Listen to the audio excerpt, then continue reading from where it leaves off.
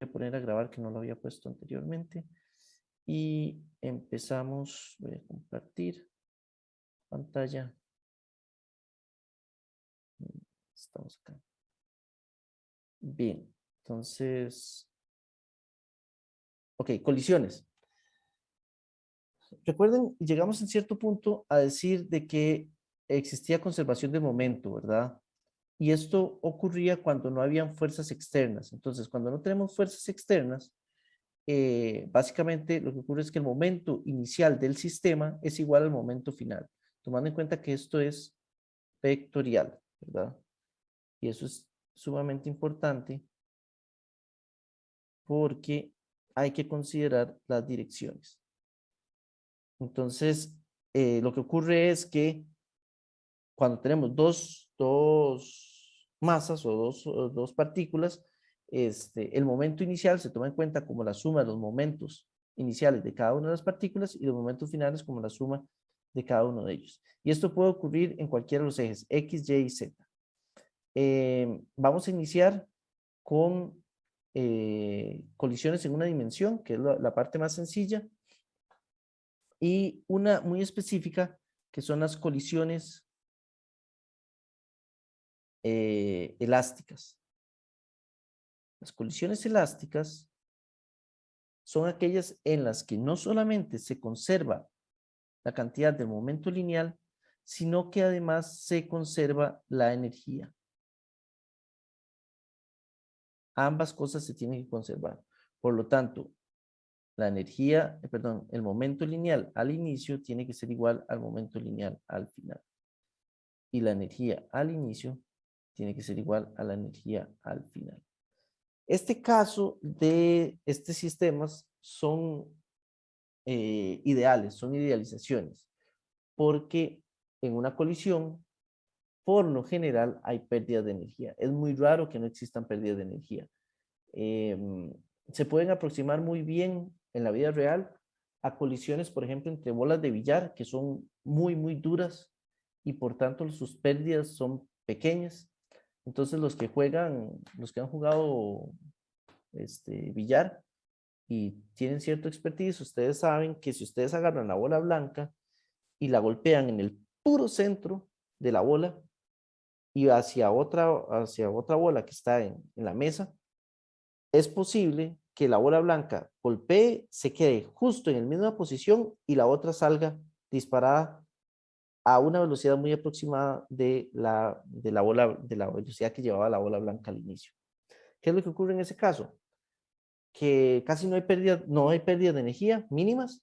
Entonces, todo el momento y toda la energía que traía la bola blanca se lo traspasa directamente a la otra bola y la otra bola sale con la misma energía y el mismo momento que traía la bola blanca.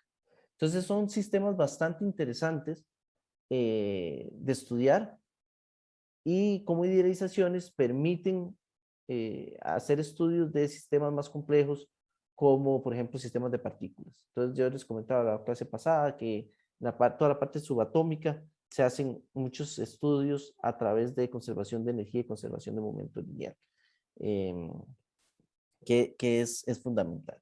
Entonces básicamente lo que estamos diciendo acá, por ejemplo, si salimos de conservación de energía, a partir de esto, pensemos en una dimensión, nada más.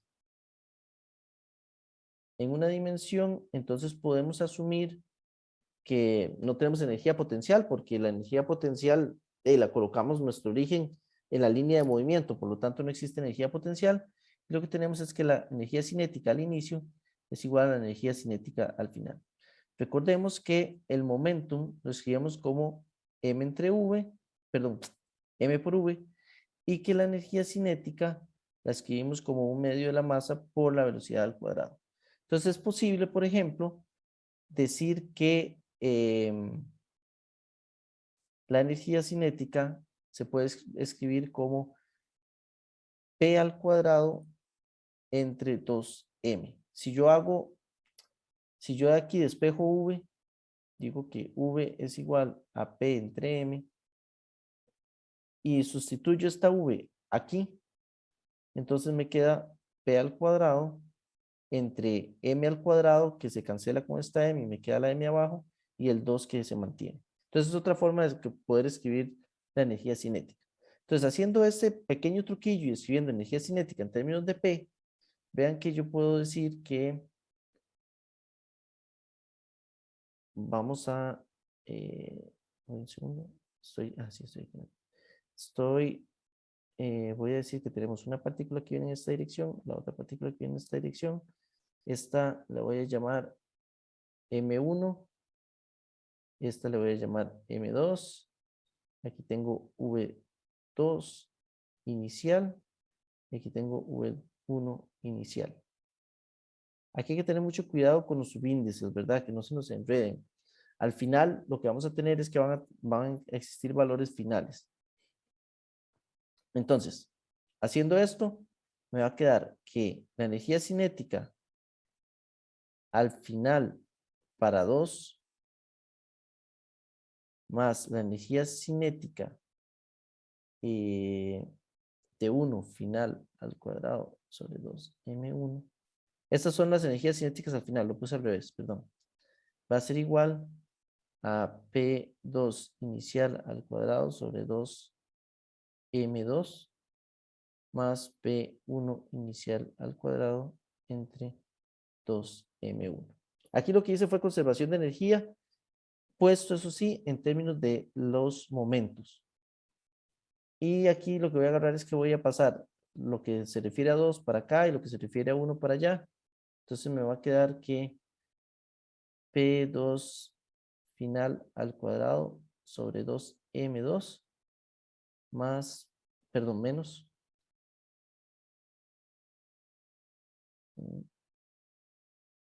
Así.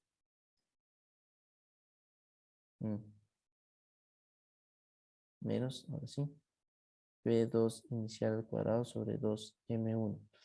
Y esto es igual a P1 final al cuadrado sobre 2m1 menos más P1 inicial al cuadrado sobre 2m1. ¿Para qué estoy haciendo 1? ¿Qué es lo que estoy haciendo yo aquí? ¿Qué es lo que intento hacer?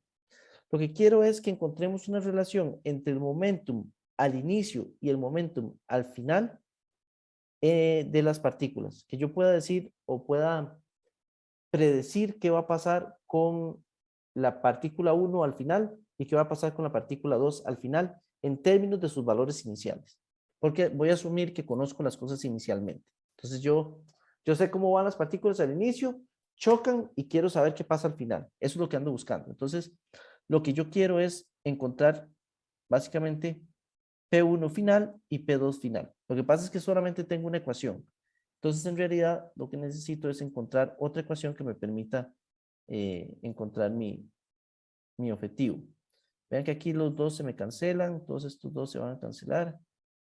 Y voy a sacar, aquí este era M2, perdón. Y estos sí son M1. Saco a factor común M2 y lo paso a multiplicar para acá. Saco a factor común M1 y lo paso a multiplicar para allá. Entonces me queda M1 P2 final al cuadrado menos P2 inicial al cuadrado. Esto es igual a M2 P1 final al cuadrado más P1 inicial al cuadrado. Y esta ecuación que está acá, la voy a dejar, aquí me falta un menos, ¿verdad? Aquí hay un menos. Y esta ecuación la voy a dejar por aquí y le voy a llamar mi ecuación 1. Ahora, ¿qué hago? Voy a hacer conservación de momentum. Entonces, por conservación de momentum, que es la otra condición para que sea un choque elástico, me va a quedar que, vamos a ver cómo lo pongo, P1 final más P2 final es igual a P1 inicial más P2 inicial. Y hago la misma idea, saco los deltas, entonces me queda P1 final menos P1 inicial es igual a P2 inicial menos P1 P2 final. Así. Y ahora lo que voy a hacer es que voy a dividir. Y esta que está acá le voy a llamar 2. Y entonces lo que voy a hacer es que voy a agarrar 1 y la divido entre 2.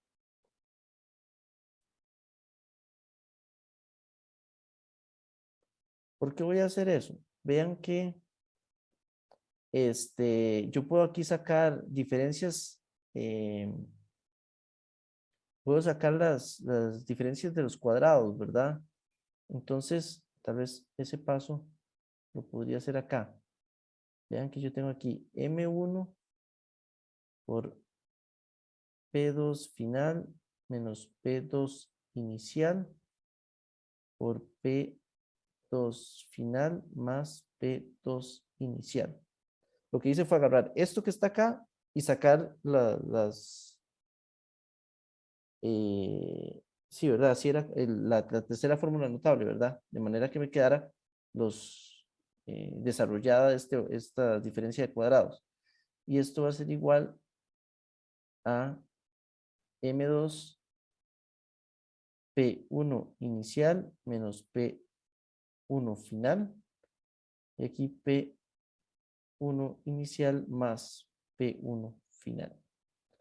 Y ahora sí, como estoy dividiendo entre 2, entonces me queda dividido entre. Aquí me sirve más poner P2 inicial menos P2 final, que es este lado de esta ecuación. Y del otro lado de la ecuación voy a poner el otro. P1 final menos P1 inicial. Entonces vean que sacando aquí un menos para esta, yo puedo eliminar este valor de acá con este de acá. Si saco un menos a factor común. Y aquí también tengo que sacar otro menos y se me va este de aquí con este de acá. De manera que me va a quedar M1, los menos también se me cancelan, entonces me queda M1, P2 final más P2 inicial.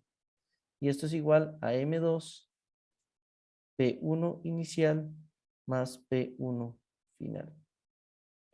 Para revisar que todo esté bien. Y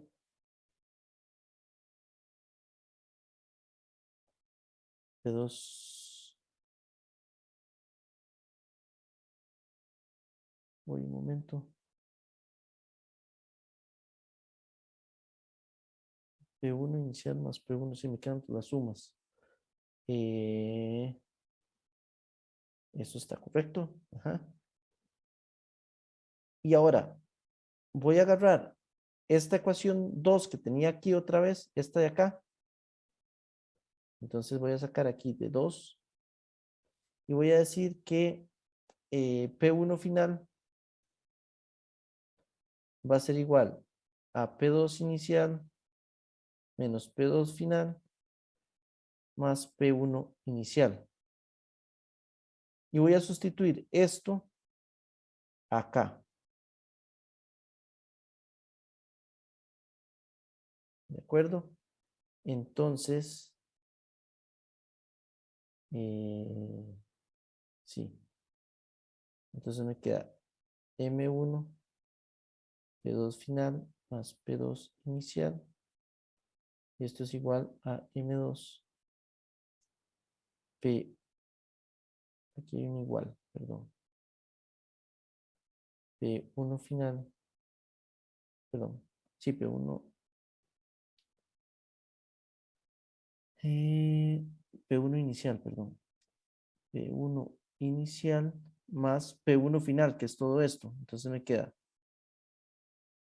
P2 inicial menos P2 final más P1 inicial.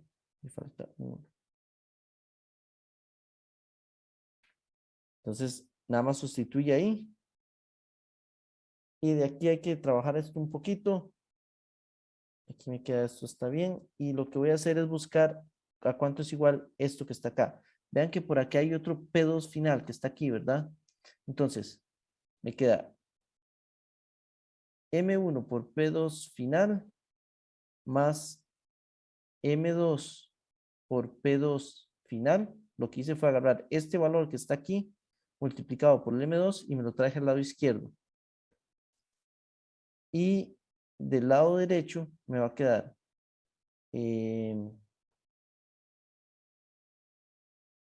M2 por P1 inicial más M2 por P2 inicial. P2 inicial más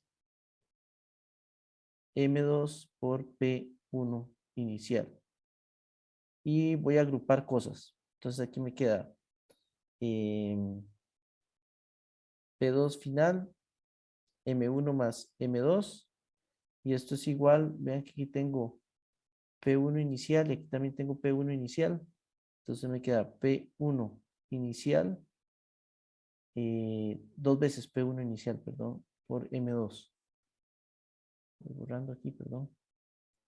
Profe, Sí, ahí no le faltó el M1 por el P2 inicial. el En M1, la... este de acá, ¿verdad? Sí. Eh, sí, creí que me lo había mandado a la izquierda, pero no lo mandé, ¿verdad? No, no lo mandé.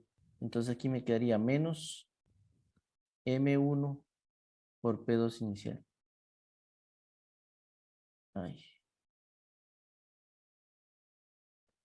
voy. Gracias. Ahí se me fue ese. Vean que esto es un trabajo algebraico molestísimo, pero quiero demostrarles de dónde vienen las ecuaciones que les salen en los libros, porque esta demostración no es tampoco tan sencilla, eh, no es nada trivial. M1 por P2 inicial, así. Entonces ahora sí voy borrando acá, porque esto aquí me sonaba raro. Vamos a ver. Es que fue que se brincó como la suma que está entre los paréntesis de la ecuación. Esta. Vamos a ver, Eh, M2 por P1 inicial, después M2 por P2 iniciales, está bien. Este de acá se me fue para el otro lado y después me queda M2 por P1 inicial. Y aquí tengo M1 por P2 inicial. Entonces, este de acá y este de acá suman. Me queda dos veces M2 por P1 inicial más P2 inicial por M2 menos M1. De manera que P2 final va a ser igual a dos veces M2 P1 inicial entre M1 más M2 más M2 menos M1 entre M1 más M2 por P2 inicial. Así es como queda esto ahora. Entonces, esto que está acá, básicamente lo que nos dice es, en términos de los valores iniciales, vean que aquí tenemos momento inicial de tanto 1 como 2, ¿qué es lo que va a pasar con el momentum de la masa 2? Entonces, esta P me quedó un poco fea, pero bueno. Juega. Entonces, es una forma de determinar qué es lo que va a pasar con la masa 2 a partir de los valores iniciales. Ahora, toda esta álgebra que acabo de hacer, usualmente en los problemas se simplifica muchísimo porque hay valores conocidos. Ahora, esto también es para el caso en el cual ustedes sepan que es una energía, que hay conservación de energía. Siempre eso ténganlo en mente. Si no les dicen que hay conservación de energía, entonces no apliquen conservación de energía. Ustedes tienen que tener claro en el enunciado que les digan se conserva la energía. Existen libros que no son claros en ese sentido, que por ejemplo le dicen un par de canicas o dos balines chocan y asumen que ustedes saben que al ser dos objetos muy duros se puede aproximar a una colisión elástica. Entonces, eso es un problema a la hora de estudiar porque a veces uno no le queda claro si es elástico o no. Si no les dicen que es elástico, asuman que es inelástico, o sea que hay pérdida de energía. Esa es la regla del dedo que llaman, ¿verdad? Rule of thumb. Si les dicen que es elástico, entonces pueden aplicar ambas cosas. Ahora, a lo que iba, toda esta solución se simplifica un montón cuando tienen números. A la hora de tener números, por lo general los problemas tienen situaciones como por ejemplo que la velocidad de la partícula 1 es 0, la velocidad inicial de la partícula 1 es 0. Entonces ya es toda esta parte de acá se me va a cancelar.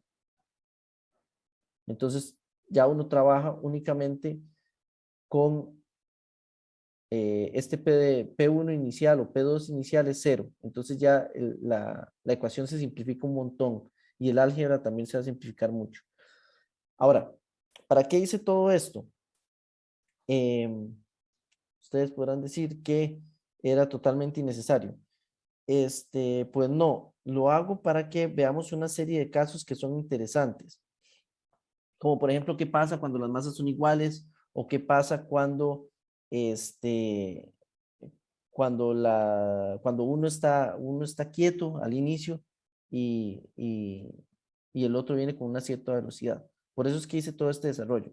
Ahora, al igual que, em, al igual que para este caso que acabo de desarrollar, se puede obtener para P1 final.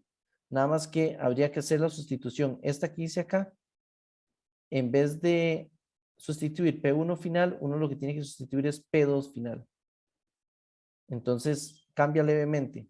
A partir de 2, ustedes sustituyen P2 final y desarrollan para al final obtener P1 final. Si hacen ese mismo proceso, les va a quedar que P1 final va a ser igual a... no lo tengo. No lo tengo en mis notas así. Lo tengo en términos de Vs, no en términos de... Entonces voy a ver P1 final. Quedaría... espero que sea así. M1 menos M2 entre M1 más M2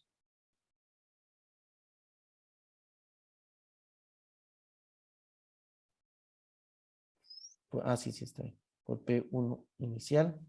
Esa M que está en el numerador antes del menos es un M0 o un M1. M1. Ok. Sí.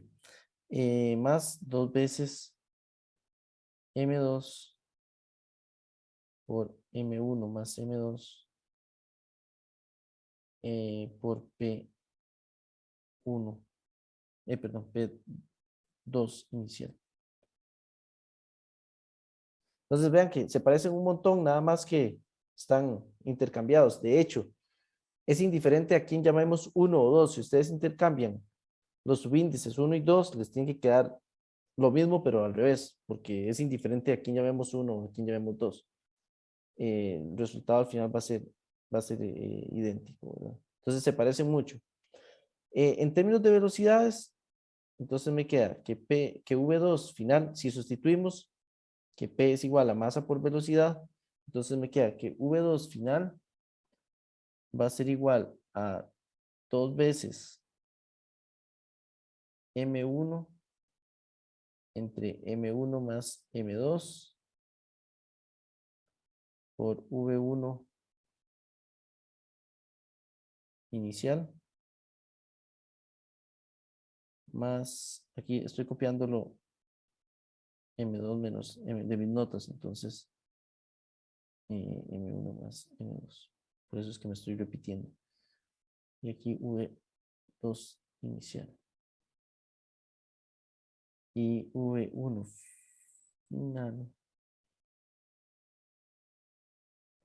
va a ser igual a M1 menos M2 entre M1 más M2 por V1 inicial más 2 veces M2 entre M1 más M2 todo por V1, V2 inicial. Así. Entonces, ¿qué pasa, por ejemplo, si M1 es igual a M2? En el caso de que M1 sea exactamente igual a M2, vean que, por ejemplo, aquí en esta ecuación, esto se me hace 0. Y esta de acá se hace 0 también. De manera que queda que P2 final. Y aquí me va a quedar 2 veces M. Y aquí arriba también tengo 2 veces M. Entonces me queda que P2 final va a ser igual a P1 inicial. P1 inicial. Y P1 final es igual a P2 inicial. Entonces vean qué interesante lo que pasa acá. Si las masas son exactamente iguales en un choque elástico unidimensional, eso es importante, es unidimensional, estamos en el mismo eje, todo en X, chocan y se devuelven, es lo único que puede ocurrir, que chocan y que se devuelvan. De hecho, esto es un problema bastante difícil de recrear a nivel de laboratorio. Ustedes lo van a tener que intentar hacer en el laboratorio, creo. Digo creo, sí, ese no lo eliminé. Es muy difícil porque que lo hagan en una sola dimensión no es nada trivial. Si con solo que haya un desvío, eso significa que parte del momentum se está convirtiendo en momentum en otra dirección. Entonces, no es nada fácil. Ustedes necesitan que choque y se devuelva únicamente. Y lo interesante que hay es que el momentum que teníamos, que tenía 2, se pasa completamente a 1. Y el que tenía 1, perdón, el que tenía 1 se pasa completamente, lo dije al revés. El que tenía 1 se pasa completamente a 2 y el que tenía 2 se pasa completamente a 1. Lo cual para mí es súper interesante, ¿verdad? Que eso suceda, ¿verdad? Imagínense que viene una bola muy rápida y una bola muy lenta. Chocan y ahora la que venía muy rápida se va lento y la que venía muy lento se va rápido. Y exactamente con los mismos valores que traían las otras inicialmente. Entonces, bueno, sé, para mí es súper interesante que esto ocurra. Ahora tomen en cuenta que, sí, No, que usted el ejemplo ahora de las bolas de billar cuando se pegan al puro centro. Eso sería lo que está pasando, se traslada el movimiento a la otra y la otra queda estática en el lugar. Cuando exacto. uno golpea, es que me gusta el billar, cuando uno golpea en la parte superior donde la bola va girando, golpea, la bola sigue y la que uno golpea, que es la blanca, sigue girando Sí, detrás. Y cuando golpea abajo es al revés, también se se devuelve. devuelve. Ahí, Sí. ahí cómo sería. Sí, ese es un problema más complejo. Voy a ver si nos da tiempo de resolver ese problema cuando veamos momentum angular. ¿Por qué? Porque cuando ustedes golpean arriba o abajo, lo que están haciendo es que rote la bola. Entonces, ustedes no solamente vamos a tener conservación de momentum lineal, sino que también conservación de momentum angular. Sí, hay aceleración radial y angular con lo va girando, claro. Ajá. Y también, bueno, hay que tomar en cuenta, por ejemplo, cuando la bola está patinando, cuando la bola va rodando, que son conceptos que hemos visto, pero tienen importancia, ¿verdad? Podemos determinar cuánto se traslada la bola, eh, digamos, patinando o deslizándose y cuándo empieza a rodar para que se devuelva, cosas por el estilo. Desde hace Y como la 3, fricción 2 de semestres, la 3 semestres. superficie, ¿Perdón? y la fricción de la superficie, porque en Claro, una mesa de billar pues tiene su... sí, claro, depende mucho de la fricción que haya entre la bola y el paño. Hay un problema que tengo que de hecho está en YouTube, está ese problema ahí, lo estoy haciendo casi que todos los semestres porque me encanta. Es un problema del burbano donde justamente se resuelven ese tipo de cosas. Eh, pero bueno, es diferente y esa parte de todo esto. Bien, antes de irnos al receso, quiero que veamos, ok, esto es lo que ocurre cuando las masas son iguales. También pueden considerar qué ocurre cuando alguna de las velocidades iniciales es igual a 0. Entonces, uno puede ir probando diferentes cosas. Por ejemplo, si la velocidad 1 inicial es igual a 0, entonces hay una fracción de las masas, dependiendo de cómo sean las masas, que nos van a dar las velocidades finales. Y se pueden hacer diferentes pruebas. Ahora, sí quiero que quede claro que estas ecuaciones que están acá, no me gustaría que las usen de golpe en el problema. Digamos, si ustedes tienen un problema, se puede usar y ustedes van a ver en muchos libros que lo hacen así. A partir de tal ecuación sale. Lo que tienen que tener cuidado es identificar cuando el problema es con conservación de energía, porque esto aplica únicamente cuando hay conservación de energía. Entonces, por eso, y esta es como la quinta vez que se los advierto, determinen primero si la colisión se conserva la energía o no se conserva la energía. ¿De acuerdo? Eso es sumamente importante. Ahora bien, el siguiente tipo de colisión, estas son las colisiones elásticas, el siguiente tipo es las colisiones inelásticas. Entonces, en el caso de las colisiones, voy a ponerlo en otra sección, colisiones, Profe, sí, ¿por qué elásticas? O sea, ¿por qué elásticas y elásticas? o porque a nivel de materiales, cuando estamos en la región elástica, y es como el caso de un resorte, los materiales por lo general se simulan o se conciben, sí, conciben, ¿cómo es que se dice? Se conciben, como átomos que están unidos por resortes. En algún momento se los había mencionado, ¿verdad? Entonces todos los átomos tienen su energía potencial y al formar toda una red, es como si tuvieran muchos resortes en medio. Estos resortes les permiten vibrar básicamente. Entonces ellos se mantienen queditos en un solo lugar, pero con cierta vibración. Ahora sí, a nivel de materiales también se le llama a una región elástica y una región plástica, es el otro nombre. La región elástica es en la cual ustedes pueden ejercer alguna fuerza sobre el objeto, digamos este vaso, yo estoy ejerciendo fuerza sobre él y lo que está ocurriendo es que toda la energía o toda la fuerza o la deformación que estoy produciendo acá, en el momento en el que la quite, se llama el esfuerzo, perdón. Todo el esfuerzo que estoy haciendo sobre el objeto se transforma en una deformación que se encuentra en la sección elástica. Entonces, lo que está ocurriendo es que existe una deformación que es de este tipo, es lineal. Esa deformación se le llama elástica y lo que significa es que una vez que la fuerza se está quitando, este es el esfuerzo que estoy haciendo y esta es la deformación, así.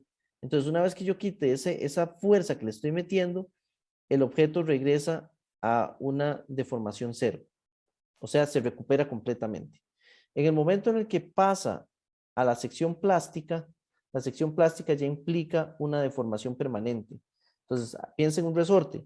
Usted un resorte lo puede estirar y lo vuelve a encoger y él regresa a su punto inicial. Pero en el momento que usted lo agarra y le pone más fuerza a la cuenta, ya no se recupera. Y ahí entonces empiezan las pérdidas de energía. Entonces, las regiones elásticas siempre se consideran que la energía se mantiene constante, o sea, no se pierde.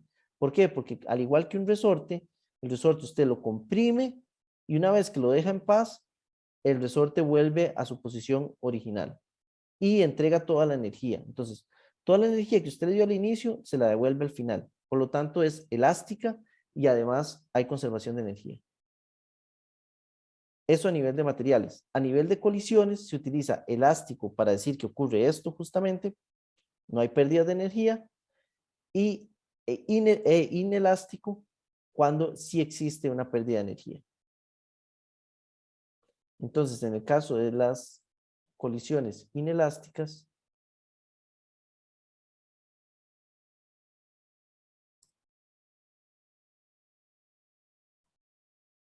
tenemos dos tipos. Las parcialmente inelásticas, que son las normales en el sentido de, son las más comunes en la vida diaria, siempre hay pérdida de energía, Y están otras que son raras, bueno, no también, tal vez no tan raras, pero son diferentes, que se llaman totalmente inelásticas. Inelásticas. Las totalmente inelásticas ocurren cuando la velocidad final de 2 es igual a la velocidad final de 1. O sea, ¿qué significa eso? Chocan y los objetos se van juntos a la misma velocidad. Estas son las totalmente inelásticas. Las parcialmente inelásticas, lo único que ocurre es que P final es igual a P inicial. Nada más, punto. Eso es todo lo que sabemos. De hecho, estas son las más fáciles de resolver, porque usualmente uno tiene solo una ecuación y solamente puede tener una incógnita, a menos de que sean 3 dimensiones, entonces ahí uno le puede meter más incógnitas, pero mientras sea unidimensional, una incógnita, una ecuación, es la única forma de resolverlo. Entonces estas son muy sencillas, todas las inelásticas en realidad son muy sencillas. Las elásticas conllevan un poquito más de trabajo porque como tenemos 2 ecuaciones, tanto momentum como energía, entonces ahí uno puede jugar en los problemas con un poquito más de álgebra, más que todo es álgebra, ¿verdad? Porque el planteamiento del problema es simplemente esto, decir esto y listo, se acabó. O decir, en el caso de las elásticas,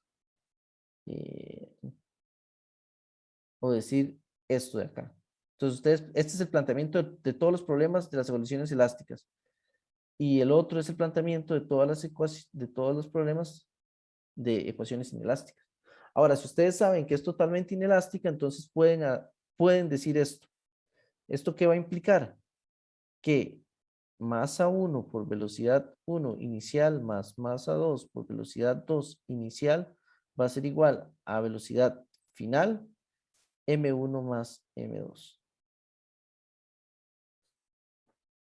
Entonces, también aquí esto lo facilita un montón, porque nada más les queda que la velocidad final va a ser igual a m1 v1 inicial más m2 v2 inicial entre m1 más m2.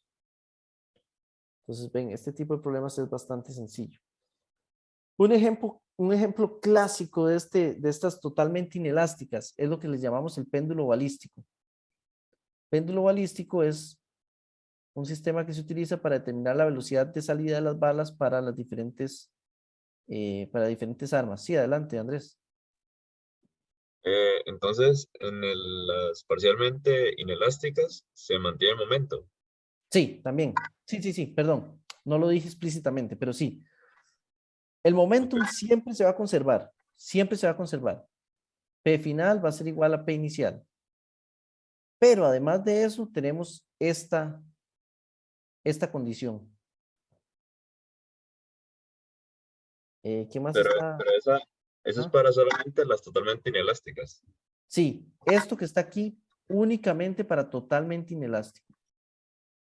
Ok, entonces la diferencia entre las inelásticas y elásticas es que no se conserva, es la conservación de la energía, la que cambia. Pero Exacto. la conservación del momento sí no cambia. Okay, La conservación de momentum siempre va a existir. ok. Siempre va a existir, acordémonos por lo que dije inicialmente, ¿verdad? Tenemos sistemas en los que no hay fuerzas externas. El sistema está compuesto por 2, 3 o 4 partículas que interactúan, chocan o hacen lo que sea. En este caso, colisiones, chocan. Entonces, mi sistema está compuesto de las 2 o 3 partículas que están chocando o que están explotando. También existe ese otro punto que, digamos, las partículas pueden explotar. Entonces, al inicio están todas, ese es un caso de totalmente inelástica. Están todas juntas al inicio, todas con la misma velocidad y de repente explotan. Y entonces al final cada una sale con su propia velocidad. Pero también hay conservación de momentum. ¿Por qué? Porque no hay ninguna fuerza externa. La explosión que ocurre es interna al sistema. Pensemos en una granada, que esos también son ejemplos comunes en los problemas.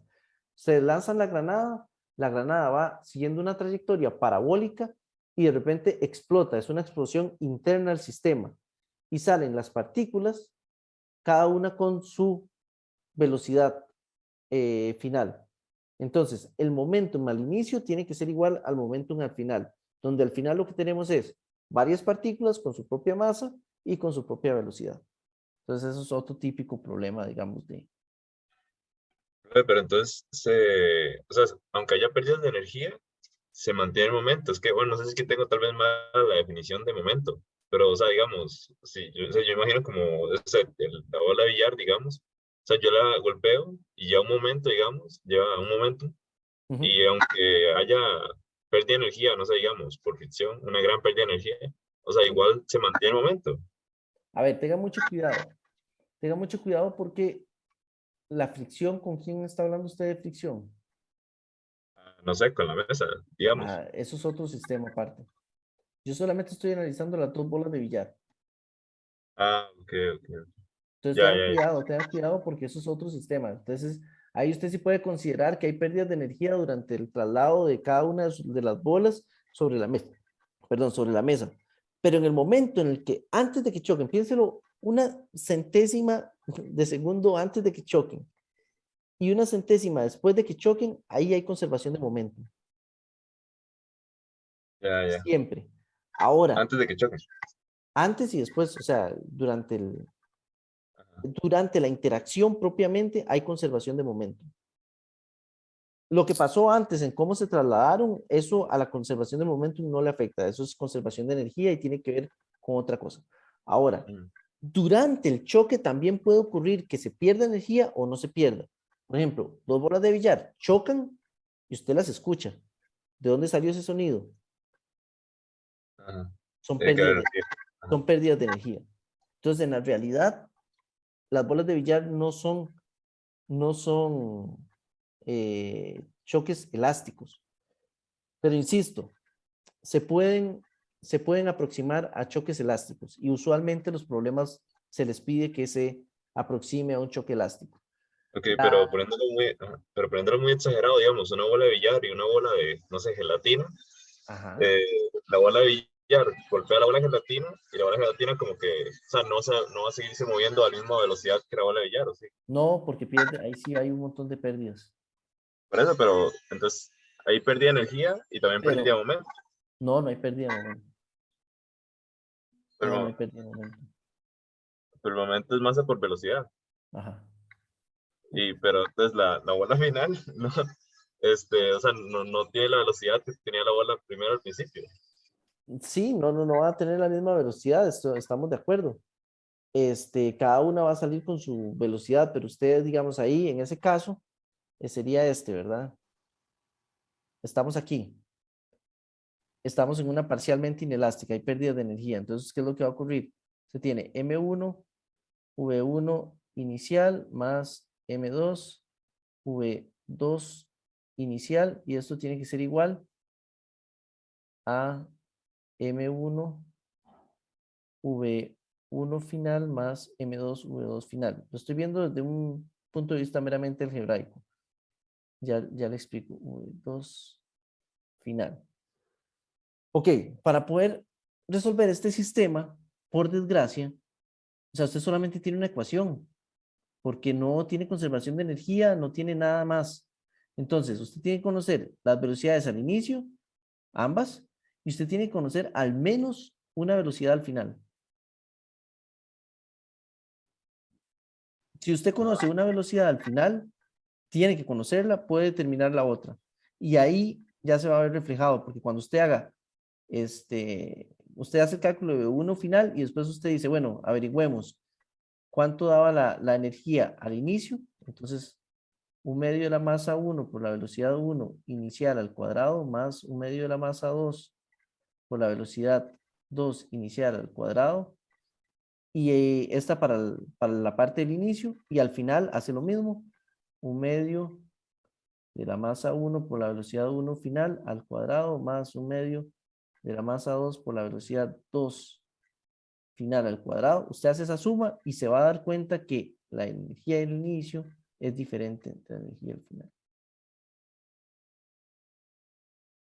Pero, de nuevo, usted no puede calcular los dos valores al mismo tiempo. Usted necesita que alguno de los dos sea conocido. Y en ese que está en ese que usted va a conocer, ahí se va a ver reflejada la pérdida de energía. Siempre la pérdida va a existir. Ok, Más, pero vamos a ver si el lunes hacemos un ejercicio de esto. lunes. El martes. El martes, perdón. El martes hacemos un ejercicio de esto y ahí lo va a ver reflejado. Ok, ok. Pero sí, es raro, ¿verdad? Es raro porque usted piensa, ¿y qué pasa con la velocidad? ¿Por qué la velocidad?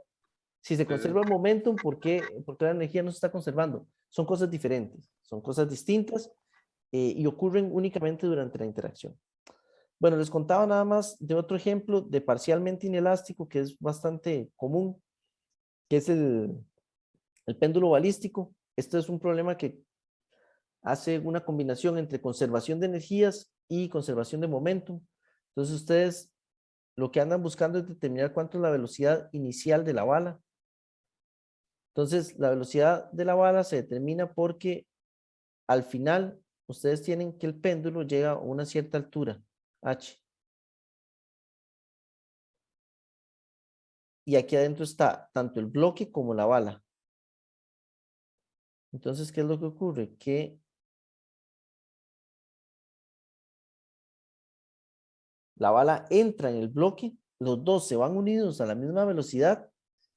Vamos a poder determinar cuánto es la velocidad en este punto, en el punto a partir de conservación de momento lineal o al revés.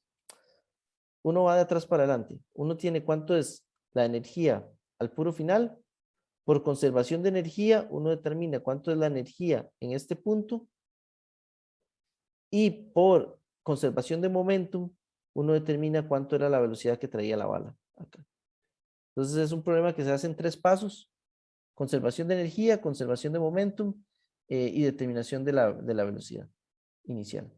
Y esto es una aplicación real que se utiliza en balística, muy común. Se determina cuánto es, y de hecho, no se determina ni siquiera la altura, lo que se determina realmente es el ángulo.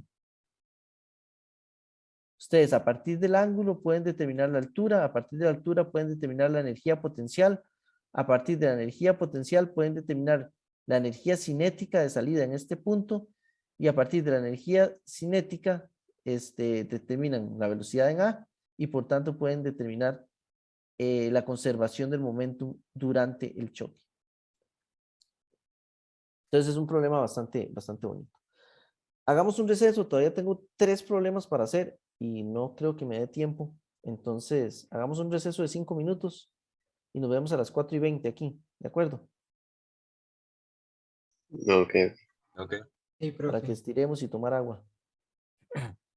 Bien, entonces, en este problema nos hablan de que es una pieza plana homogénea. Entonces, tenemos que pensar en un sistema que es homogéneo. Recordemos primero la definición del centro de masa. Recordemos que el centro de masa, R, el centro de masa, estaba dado por una integral de donde venía R de M entre la masa total que se determina a partir de la integral de masa. Entonces, básicamente es eso, es un promedio ponderado que se puede obtener a partir de integrales. Ahora, este problema en sí tiene una particularidad que me gusta bastante. Si ustedes ven, tenemos primero una pieza que es rectangular, homogénea. El hecho de que sea rectangular y homogénea implica que su centro de masa en la parte rectangular está en el puro centro. Entonces, podemos agarrar esta pieza y dividirla en dos cuerpos, digámoslo así. Vamos a dividirlo en 2 cuerpos, una con su centro de masa en este punto y otra con su centro de masa en algún lugar que tenemos que calcular. Probablemente su centro de masa va a estar tirado más hacia acá. ¿Por qué lo pienso así? Porque la mayor cantidad de masa se encuentra, si ustedes lo ven como si fuera un rectángulo, vean que es un rectángulo al cual le falta todo este pedazo. Entonces, si el rectángulo se hubiera encontrado en el puro centro y nos hace falta masa en la esquina inferior derecha, entonces el centro de masa se va a trasladar hacia la esquina superior izquierda. Entonces, por ahí va a estar, no sabemos a dónde, tenemos que calcularlo. Entonces, ¿qué es lo que vamos a hacer? Primero voy a hacer la parte sencilla. Para la placa rectangular. Ah, bueno, sí, perdón. Y una vez que ya uno tiene los dos centros de masa, ¿verdad? Para cada una de las piezas, aplicamos la forma sencilla del centro de masa, que es decir, que el centro de masa es igual a la suma de R1, M1, más R2, M2, entre M total. Entonces, o M1 más M2. Entonces, esa es la idea. Primero, vamos a determinar el centro de masa para la placa y después vamos a determinar el centro de masa para este pedacito parabólico extraño que hay ahí.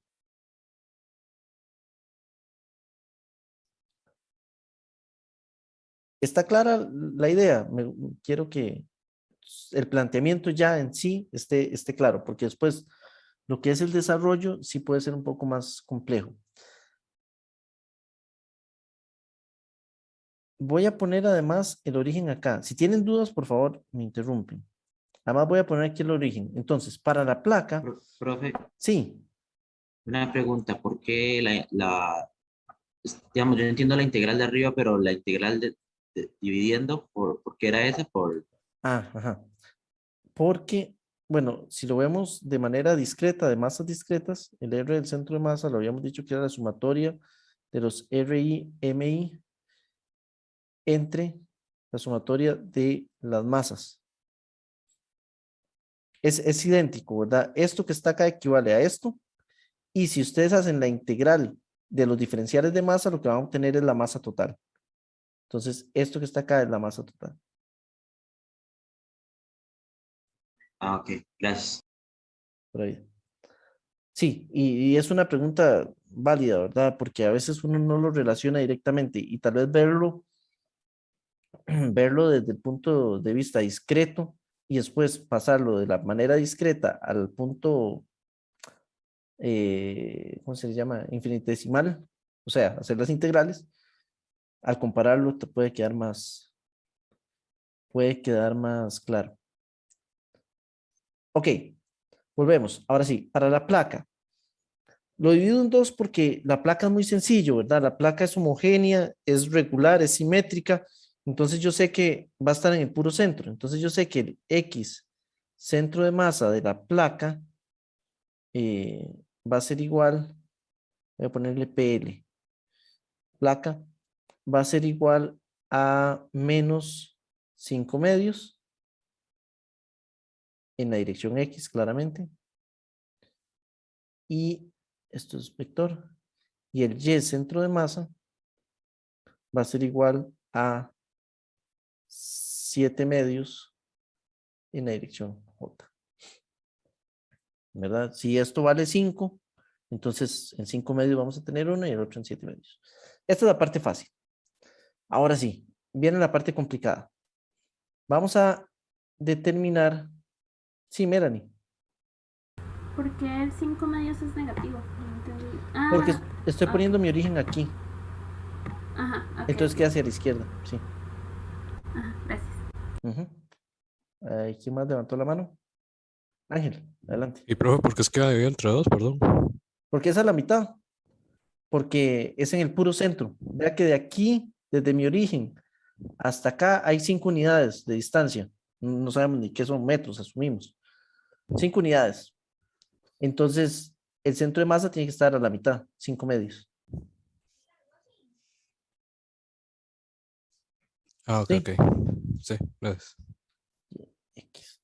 Ok, entonces ahora sí, la placa. Vamos a tener algo que es así, más o menos. El dibujo va a quedar feo, pero bueno. Esto es 1, aquí arriba es 7 y este valor de acá es 2. Entonces, ¿qué es lo que hacemos para resolver esto? Esta era la forma para determinar los centros de masa. Vean que tenemos que determinar el centro de masa tanto en la dirección Y como en la dirección X.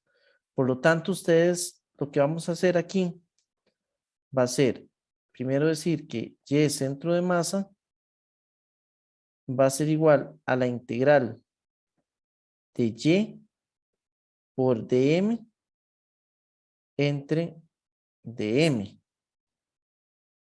Y además tenemos que decir que el X centro de masa va a ser igual a la integral de X por dm entre dm. Porque lo dividí en dos, lo dividí por las diferentes variables, ¿verdad? Recuerden que son vectores, entonces lo puedo hacer en las diferentes variables. Ahora bien, ¿qué es el dm? El dm es el diferencial de masa. Lo voy a hacer primero para Y. Entonces, ¿qué es lo que pretendo aquí? Yo lo primero que voy a hacer es agarrar un pedacito de la placa, este de acá, y voy a decir que este pedacito es mi dm. Ahora, acordémonos que yo conocía, como nos dicen que es homogéneo, tenemos una densidad. Ahora son placas, es en 2 dimensiones, por lo tanto usamos densidades superficiales. Esto significa que esto es igual a un diferencial de masa entre un diferencial de área. Y de aquí yo puedo decir que el diferencial de área va a ser igual al sigma, es un valor, es una densidad constante que no la conozco, pero no la voy a necesitar en este caso por el dm. Perdón, dm, no, al revés. Lo dije al revés. Voy borrando. Lo que quiero es decir que aquí equivale el dm, perdón. El dm va a ser igual a sigma por dA. Ahora sí, ¿qué es el dA? El dA se refiere a un diferencial de área. Entonces yo lo que ando buscando es el área de esta plaquita que está aquí. Esta plaquita tiene un valor de área que va a ser igual a dy por x, que x es la distancia que va a haber desde aquí hasta acá. X. Entonces, si yo me voy para acá, voy a hacer primero el y centro de masa. Primero tenemos que saber que y es igual, y vean que es igual a 3 medios de x al cuadrado más 1. Eso lo que me está describiendo es cómo se va moviendo esta parábola que está aquí. Entonces y es igual a 3 medios de x al cuadrado más 1. ¿De acuerdo? Entonces, si yo sustituyo esto aquí, me va a quedar que el y centro de masa, es más, no voy a ponerlo todo porque a veces es un poco lento, pero voy a hacer la integral de y de m. Entonces esto va a ser igual a la integral de 3 medios x al cuadrado más 1. Esto es y, ¿verdad? Porque eso me lo dan en el problema. Me dicen que y es igual a 3 medios de x al cuadrado más 1. Y después me queda el dm, pero el dm en este caso, vean que me está quedando sigma por el dA. Y el dA dijimos que es igual a x por dy. Entonces me queda sigma por x por dy. Pero, ¿qué es dy? No lo conozco, pero lo puedo sacar de acá. De aquí yo digo que, bueno, no lo voy a tirar ahí. De aquí yo puedo decir que el dy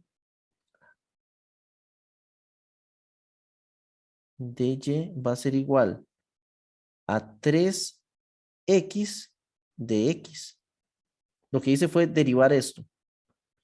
Vean que a la hora de derivar este x al cuadrado me queda el 2 se cancela con el 2 de abajo, me queda 3x por dx, por regla de la cadena. Entonces me queda la derivada de x.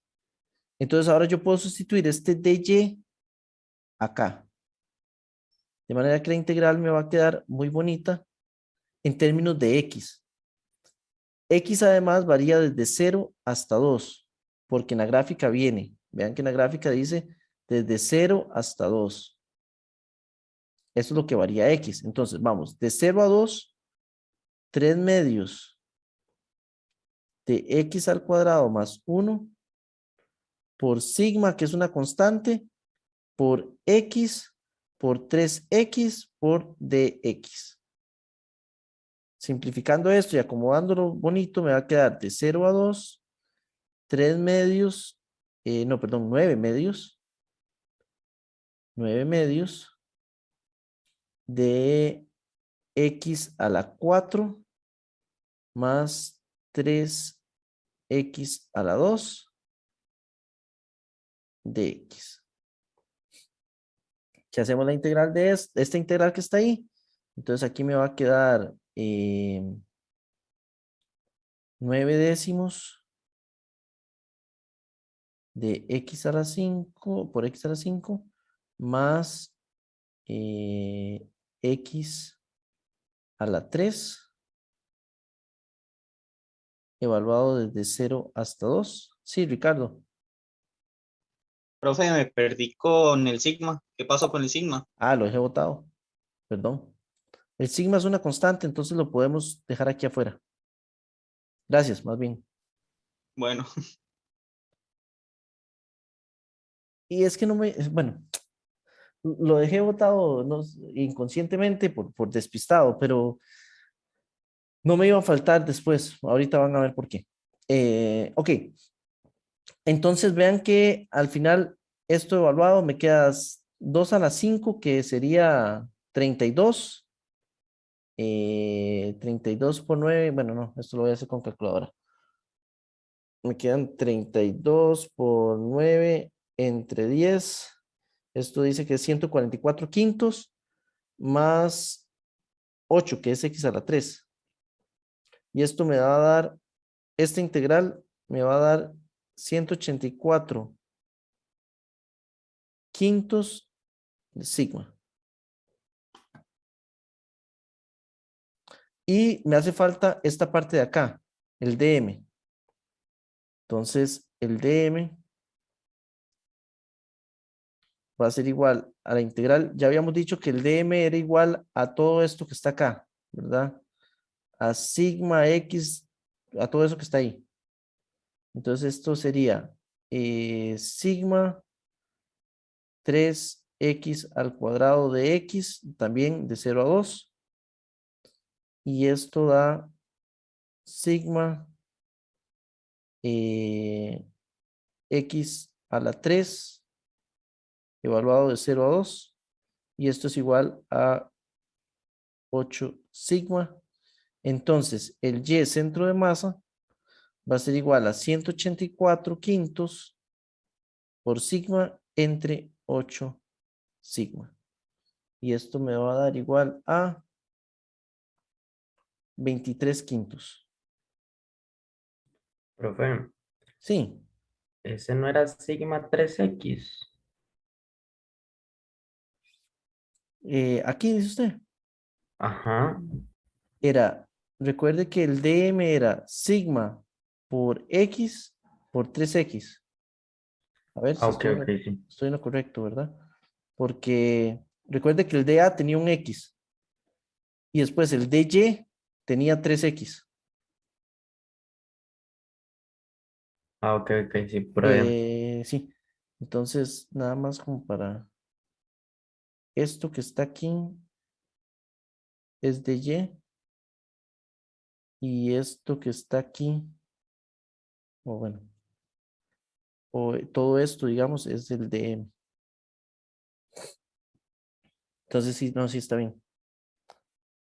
Entonces, me quedan 23 quintos de las unidades esas. Entonces, 23 quintos equivale a 4.6. Si lo vemos acá en el gráfico, estamos hablando de que aquí arriba hay 7 hasta aquí. 4.5 es la mitad de 7, ¿verdad?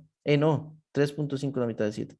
Entonces estaría a la mitad, un poquito más para arriba. Entonces va a estar como por acá. En Y. Y ahora todavía nos falta determinar en X. La de X es un poquito más complicada. Vamos con la de X. Entonces, voy a hacer la gráfica esta otra vez. Ahora, para sacar la X, nosotros necesitamos determinar un dx. Este dx va a ser esta área sombreada de acá.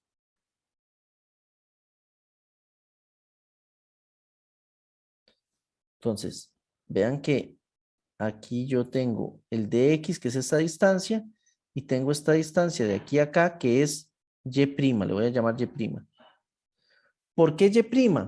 Y hay que tener aquí mucho cuidado, porque y' es la distancia que está dentro del área sombreada, ¿verdad? Y nosotros usualmente, en el caso de la integral, vean que tenemos aquí esta x, que es la distancia que va a haber desde el origen hasta esta distancia acá, x. Entonces, tenemos que determinar cuánto es y', que no es nada del otro mundo. Y' va a ser igual a 7 menos y. No recuerden que y era esta línea de la parábola, ¿verdad? Entonces, lo que estoy haciendo es 7, que es hasta este punto de aquí arriba, menos este punto de aquí abajo. Entonces, 7 menos y. Y es esta distancia que va a haber acá. Entonces, el área sombreada va a ser 7 menos y en la dirección y. De manera que el dA yo lo defino como dx por y', y esto implica el dA va a ser igual a 7 menos y por dx. ¿Y cuánto es y? Y sabemos que es menos 3 medios de x al cuadrado más 1 de x. Entonces el dA va a ser igual a menos 3 medios de x al cuadrado más 6 de x. Y ahora sí ya tenemos el dA. Entonces, bueno, y acordándonos que el dm, Melanie, adelante, sí. ¿De dónde salió ese 6, profe? 7 menos 1. Ya, gracias. Sí, recuerda que aquí hay un menos. De hecho, ayer que estaba resolviendo el problema, cometí el error, no sé por qué no metí este menos, y me quedó menos 3 medios x al cuadrado más 8. Y hasta mucho después me di cuenta que había metido las patas. Entonces, es ahí con 6. Bien. El dm es sigma dA. Ya determinamos cuánto es el dA. Y ahora sí, lo que queda es hacer la integral. Empezamos con la parte de arriba de la integral, que es x de m. Esto va a ser igual a la integral que va a ir desde 0 hasta 2 de x por el dA, que es todo esto, menos 3 medios x al cuadrado más 6 de x, de 0 a 2, y aquí me queda menos 3 medios de x a la 3 más 6x de x. Hago estas integrales, entonces serían menos 3 octavos x a la 4 más 3x al cuadrado, evaluado de 0 a 2, y el sigma lo dejé botado otra vez, ¿verdad? Nunca puse el sigma. Aquí me falta un sigma. Sigma, sigma, y aquí está el sigma multiplicando sigma. Si evaluamos esto, entonces me queda sigma por 16 entre 8, me queda un 2, entonces me queda aquí menos 6 más 4 por 3, 12, y esto me da igual a 6 sigma. Y si hacemos en la parte de abajo, que es la integral del dm, vean que, recuerden que el dm lo que me tiene que dar es la masa de la parte de toda la placa esta. Yo ya había sacado la masa, La masa es 8 sigma. Lo había sacado con el diferencial de masa para Y, que habíamos utilizado en Y, pero no debería de variar. Al final de cuentas es la misma masa. Entonces, solo por corroborar, yo puedo decir directamente estos 8 y ya, 8 sigma. Y ya se acabó. Y lo saqué de aquí. Pero solo por corroborar lo voy a hacer. Entonces, el DM, en este caso, habíamos dicho que era igual a sigma por el DA, que es sigma menos 3 medios de x al cuadrado más 6 de x. Así nos había quedado. Y entonces esto va a ser igual de 0 a 2. Sigma lo saco. Y aquí me va a quedar x a la 3 medios negativo. Ah, no, perdón. Ya sin esto. X a la 3 medios más 6x evaluado de 0 a 2 por sigma. Y entonces aquí me queda 8 medios, que sería igual a 4, negativo, más 12, y esto es igual a 8, sigma.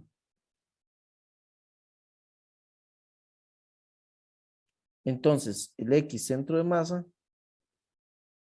va a ser igual a 6 sigma entre 8 sigma. Y esto sería 3 cuartos.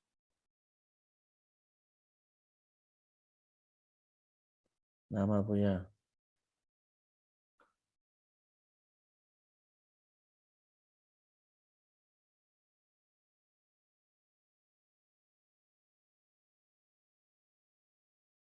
Sí, está bien.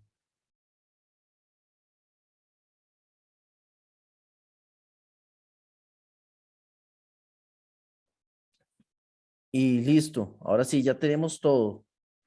Ahora lo que falta es hacer esto para determinar esto que está acá. Para determinar el de toda la figura.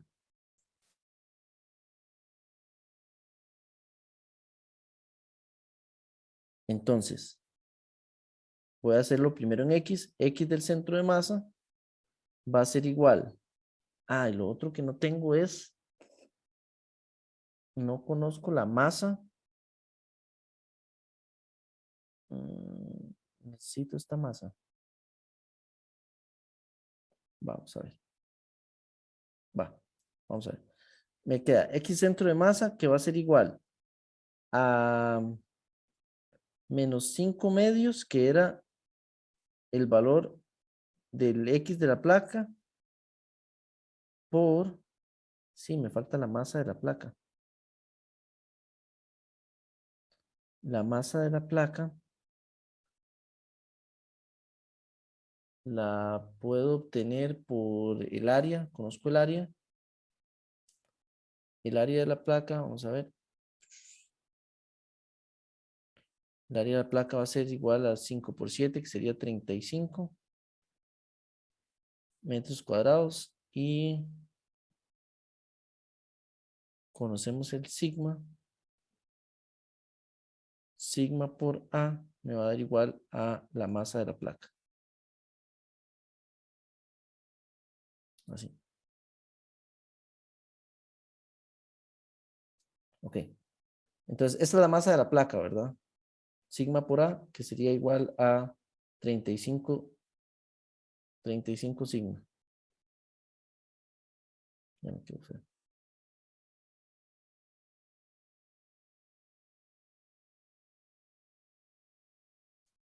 Esta es la masa de la placa. Entonces, el X del centro de masa va a ser igual a menos 5 medios por 35 sigma, que es la masa, más la posición de la parte extraña, que es 3 cuartos, por la masa de la parte extraña. La masa de la parte extraña la habíamos calculado en 8 sigma. Es este que está aquí. Profe, Sí. una preguntita, es que, o sea, ¿de dónde salió la masa? La masa de la placa. Ajá. Sí. Sale de que yo conozco sigma. Bueno, no la conozco, pero bueno. Me dicen que es constante. Entonces yo sé que sigma es igual a, como es constante, yo sé que es igual a masa entre área. Entonces lo que dije es que masa va a ser igual a área por sigma. El área yo la conozco, es 7 por 5. 7 por Pero, 5, ¿verdad? y no Entonces, faltaría el pedacito ese extra. sí, por eso les digo, esto es para la placa. Ah, ok, ok. Porque recuerden que yo dividí el problema en dos cuerpos. La placa esta, este es el cuerpo 1 y el pedacito este. Entonces, ahora yo lo que tengo son dos cuerpos que están, entre comillas, separados y voy a determinar el centro de masa de todo el sistema de manera discreta, como la multiplicación de la posición en X por su masa, más la posición en X de la otra por su masa, entre la masa total. ¿Lo ven? Ah, ok, ok, sí, pero bien. Ok. O sea, este problema, o sea, tienen que ir a procesarlo después y lo tienen que ir a analizar bien qué fue todo lo que hicimos. Esto que está aquí es X del centro de masa de la placa por la masa de la placa, más X del centro de masa de la parábola por la masa de la parábola. Aquí, placa. Para variar, placa, parábola. Y todo dividido entre la masa total, que sería 35 sigma más 8 sigma. Entonces, vean que al final las densidades se me cancelan. Están en todas partes repetidas. Las puedo sacar a factor común y se cancelan. Y aquí, por medio de la calculadora, me queda. Entonces, 5 medios por 35 más 3 cuartos por 8, dividido todo entre 35 más 8, que sería 43. Y me va a dar que el X del centro de masa es igual a menos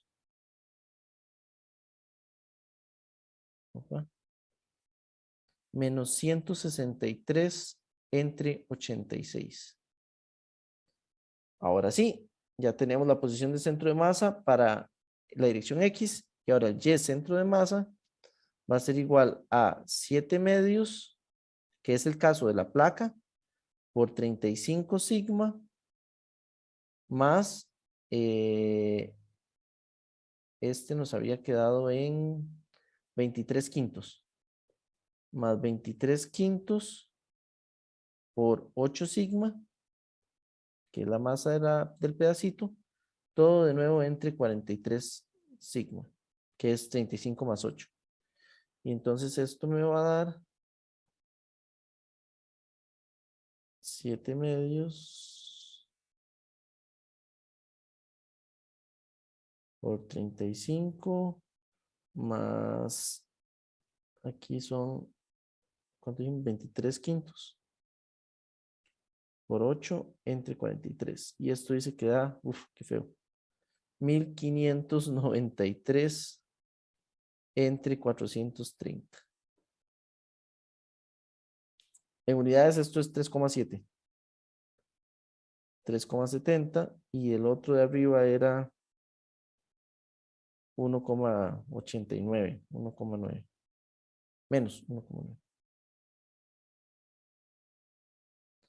Entonces, si vamos al dibujito este,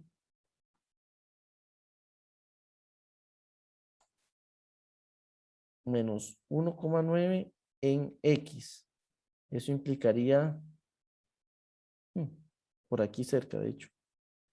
Yo hubiera esperado más para allá. Y habíamos dicho que...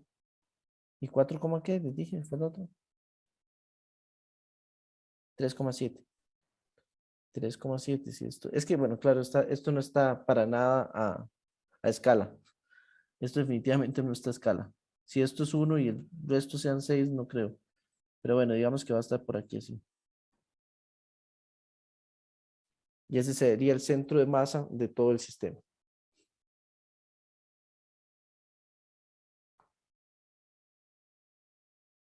En la tarea del semestre pasado había algo parecido. Perdón, había algo parecido, nada más que era una obra de arte que era algo así. Un semicírculo abajo y una placa arriba. Entonces había que determinar el centro de masa del semicírculo, el centro de masa de la placa y después de esta manera, con la manera discreta, digamos, teniendo dos cuerpos, se determinaba el centro de masa de ambos.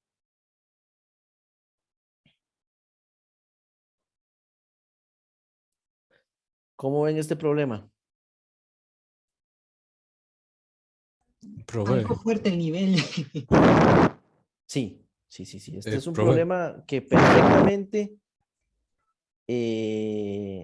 perfectamente va como tarea o como examen. Como examen tal vez yo no lo haría tan complejo. Yo haría algo un poco más simétrico para el examen. Pero como tarea perfectamente podría ir. Es un problema de tarea. profe, esto puede salir por lo que se llama centroide. Es que estaba investigando y había como un procedimiento para calcular el centroide como de esa función, pero al final Creo que sí, me enredé sí. un poco. Sí sale por el centroide porque es una placa uniforme. Al ser placa uniforme, entonces ustedes lo que necesitan es encontrar el centroide, que es el centro geométrico, digámoslo así, del objeto. O sí, el centro, sí, no sé si es el centro geométrico, si el centroide se define como el centro geométrico. Creo que sí. Pero bueno, como el centro, digamos, del objeto, donde va a estar el concentrado. Siempre que sean objetos uniformes, se puede utilizar el centroide. Si a ustedes les salen con algo que no es uniforme, como el siguiente problema, entonces ya ahí estamos hablando de otra cosa. Uniforme se refiere A la densidad. a la densidad. Ajá. Sí, Sí, en este caso ambos tenían la misma densidad, tanto. ambos tenían la misma densidad, entonces no había Ajá. ningún problema. O bueno, no importa, por ejemplo, digamos que hubieran sido dos objetos distintos, uno de madera y el otro de metal. Usted podía calcular utilizando uno de madera y otro de metal, pero el pedacito de metal uniforme, ¿verdad? Todo su densidad era igual en toda la parte metálica. Entonces, usted puede perfectamente encontrar el centroide del pedacito chiquitito y como es densidad uniforme, no hay ningún problema. Y, Podría bajarme un profe, poquito al fondo porque no terminé de copiar lo que está del Y centro de masa, el resultado final. Sí, sí. Bueno, profe, ¿cómo podríamos haber sabido de antemano que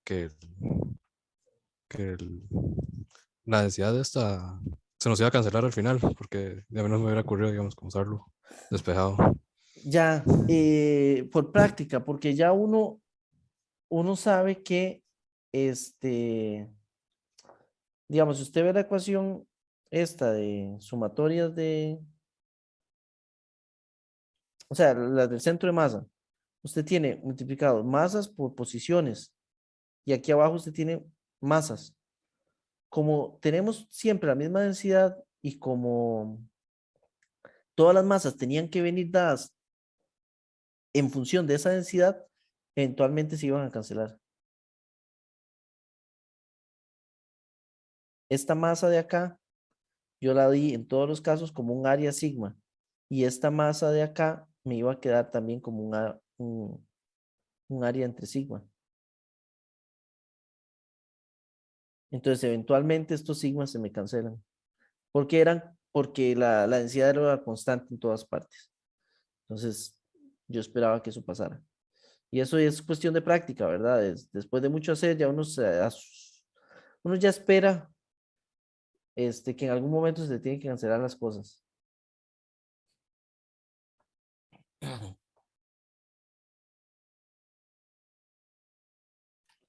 Bien, El siguiente problema, no sé si me va a dar tiempo de resolverlo completamente, pero voy a empezarlo porque está hecho de dos partes.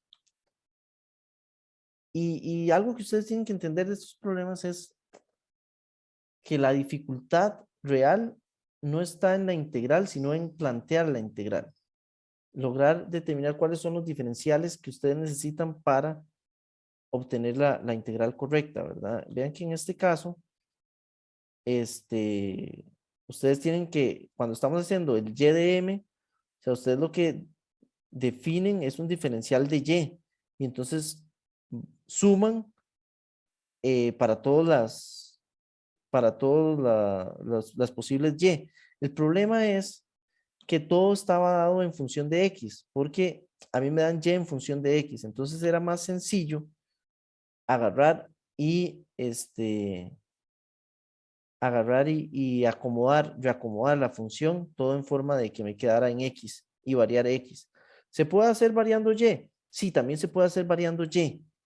Pero entonces ustedes hubieran tenido que agarrar y despejar en esta parte de acá, como en la segunda, como todo quedaba en términos de x, aquí ustedes tienen una x, ustedes tienen que poner x en función de y. Y poner x en función de y implicaba meter una raíz.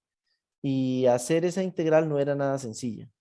Entonces, no pasa nada. Háganlo todo en términos de función de x y queda bien, que es este procedimiento que hicimos. Con respecto al siguiente problema,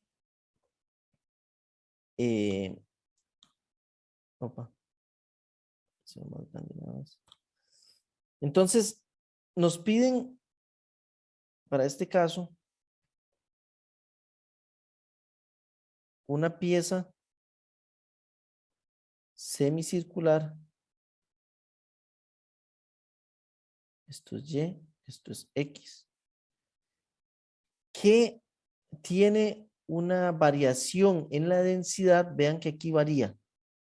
Varía la densidad con respecto al radio. ¿Qué significa esto? Que cuando el radio va a ser 0, o sea, en el puro centro, aquí, cuando el radio es 0, tenemos una densidad que es igual a A. Pero conforme nos vamos saliendo, vamos a tener que aumentar esa densidad a un BR al cuadrado. ¿Qué significa esto? Que como es radial, las densidades en estos arcos son idénticas. O sea, la densidad en toda esa línea roja es igual. La densidad en toda esta línea verde es igual. Y así sucesivamente. O sea, tenemos una densidad radial. Este punto de acá tiene la misma densidad que este punto de acá, pero no tiene la misma densidad que este punto de aquí. Entre el rojo y el verde sí hay diferencias. Eso es lo que quiere decir que tengamos una densidad variable. ¿Cómo puede ocurrir este tipo de cosas? Por ejemplo, si ustedes están haciendo una placa metálica, que es una aleación de varios metales, los metales tienen diferentes puntos de fusión, y si no se enfrían al ritmo correcto y si no se llevan a la temperatura correcta, las mezclas pueden fallar. Si ustedes tienen diferenciales en una placa, diferenciales de temperatura, o sea que cierta parte de la placa está a una temperatura y la otra parte de la placa está a otra temperatura, entonces se enfriarían a diferentes temperaturas y eso podría causar que hayan diferencias de densidad. Entonces, esto podría ser un problema completamente real. Ahora bien, ¿cómo resolver este problema? Este problema tenemos que resolverlo en dos partes. Vean que la lógica, como tenemos diferenciales, como tenemos densidades que son radiales, entonces uno lo que plantearía sería un diferencial de radial. Uno lo que plantearía sería un diferencial radial. Me quedan 3 minutos. Nada más voy a plantear lo que queremos hacer acá. Entonces, ¿qué sería un diferencial radial? Un diferencial radial sería un arco con una pequeña variación en el radio. Esto de aquí va a ser mi DR. De manera que el dA va a ser toda esa área que habría ahí, que sería igual a pi, porque va desde 0 hasta pi, por mi dr. Entonces ese sería mi diferencial de área. Entonces recordemos que el dm, que va a ser igual a sigma por dA, dm va a ser igual a más br al cuadrado por pi, perdón, se me olvidó el pi,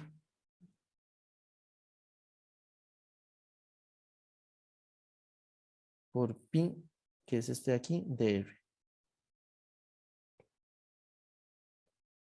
Hasta aquí muy bien.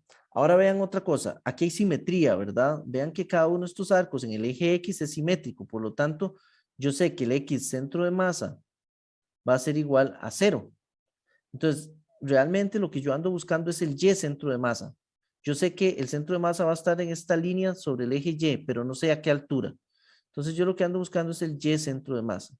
Ahora, el Y centro de masa es igual a Y por dm entre dm. Y aquí nos encontramos con un problema, porque yo no sé cuánto es esta distancia Y que hay desde acá hasta el arco en función de R. Yo necesito averiguar eso. Esta distancia Y sería la distancia que hay desde mi origen al centro de masa de este arco que hay aquí arriba. Entonces, para poder resolver este problema, antes yo tengo que resolver cuánto es el centro de masa del dA que estoy metiendo acá. Entonces, ¿qué es lo que vamos a hacer primero? Antes de hacer esto, voy a plantear otro sistema que es un anillo, nada más un anillo, y voy a determinar cuánto es, a dónde está el centro de masa de este anillo, que yo espero que esté por acá. De nuevo, en X va a estar en 0, pero en Y va a estar en algún lado acá. ¿Y cómo hago eso? Y centro de masa va a ser igual a Y por un dm entre dm, ¿verdad?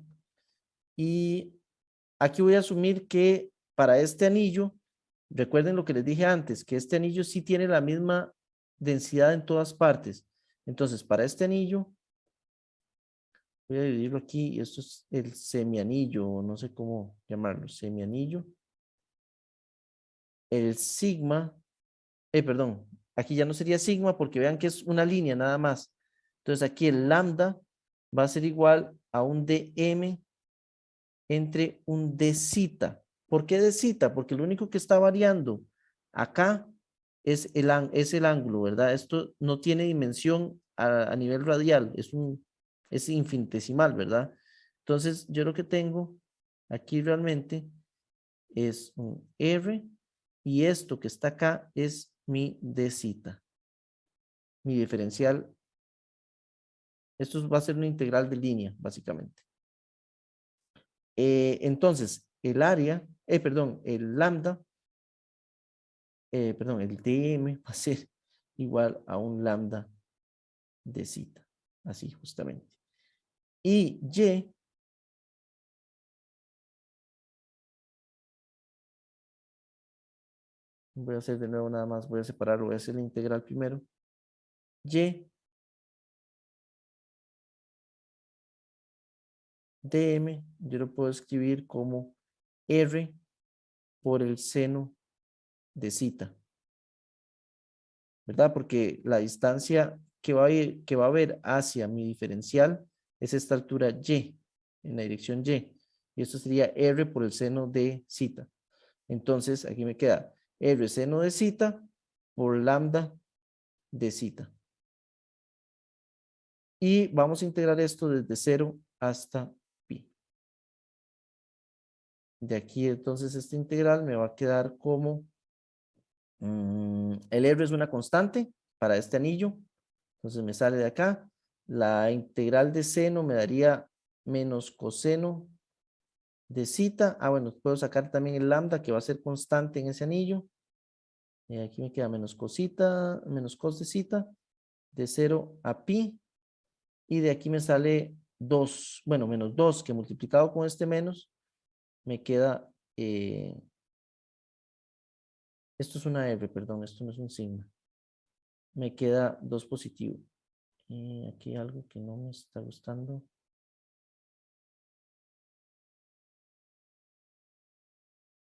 Ah, no, sí está bien.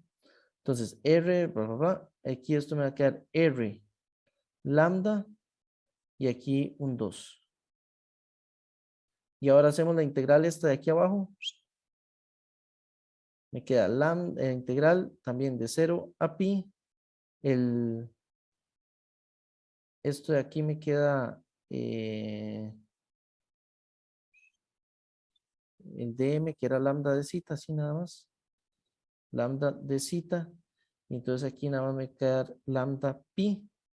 De manera que el y centro de masa va a ser igual a 2r lambda entre pi lambda.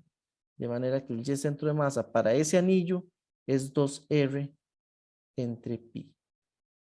Y esta es la distancia que va a haber desde mi origen hasta cada uno de estos anillos. De manera que ahora sí puedo sustituir aquí este valor que acabo de obtener. Entonces, regresando otra vez a la placa, yo tengo la integral que va a ser igual a 2r entre, perdón, 2r entre pi.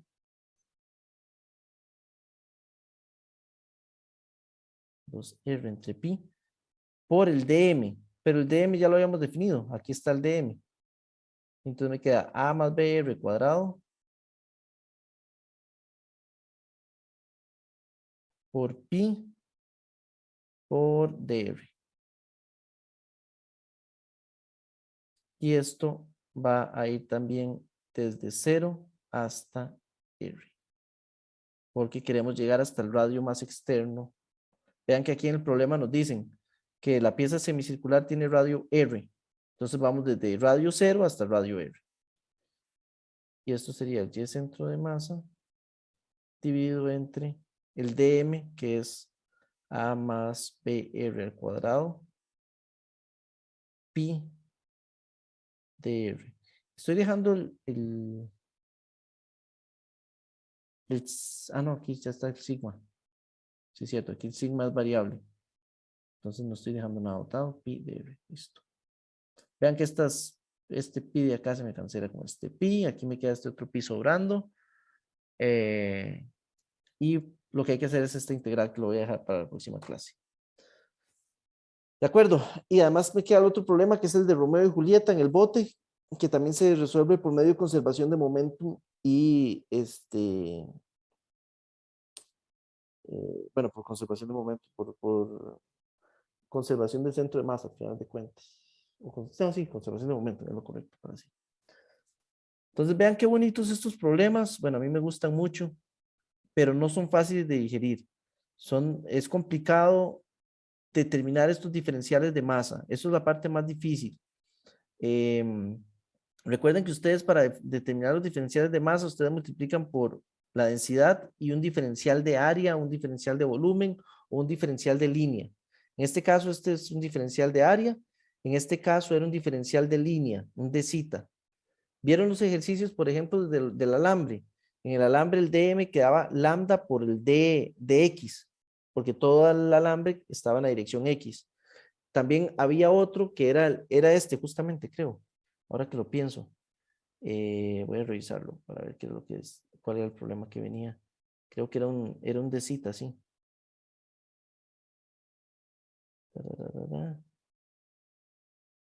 Ya me entró aquí está. Sí, justamente voy a dejar de compartir y compartirles esto. Aquí está el mismo problema que acabo de resolver yo. Vean que queda 2r entre pi. Estaba encontrando el centro de masa de un anillo. Entonces vean que el dm queda lambda por ds. Entonces es un diferencial de línea. Hacen y igual a rc nuevecita y listo, vámonos. Ahora nosotros lo que estamos haciendo básicamente es agarrando, ya que conocemos el centro de masa de ese anillo, ahora lo que voy a hacer es sumar todos los anillos posibles que se pueden formar hasta formar un semicírculo. Entonces yo lo que hago es sumar sobre el eje, sobre el radio, a todos los posibles anillos que podamos tener aquí adentro para formar un semicírculo. Entonces de esta manera lo que estoy haciendo, sin que ustedes lo vean o lo haya dicho explícitamente, lo que estamos haciendo es dividir sistemas o problemas de dos integrales o integrales dobles, porque son de área, y lo estoy cambiando por dos integrales de línea. Estoy primero integrando sobre zeta y después estoy integrando sobre r, pero lo hago por separado.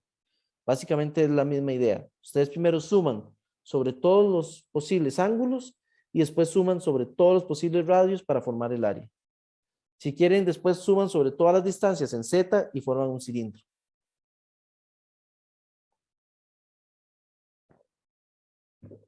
Y así sucesivamente. Entonces esa es la idea y así es como resolvemos los problemas sin haber visto integrales triples o integrales dobles. Bien, dejemos la clase aquí y me pasé 10 minutos básicamente.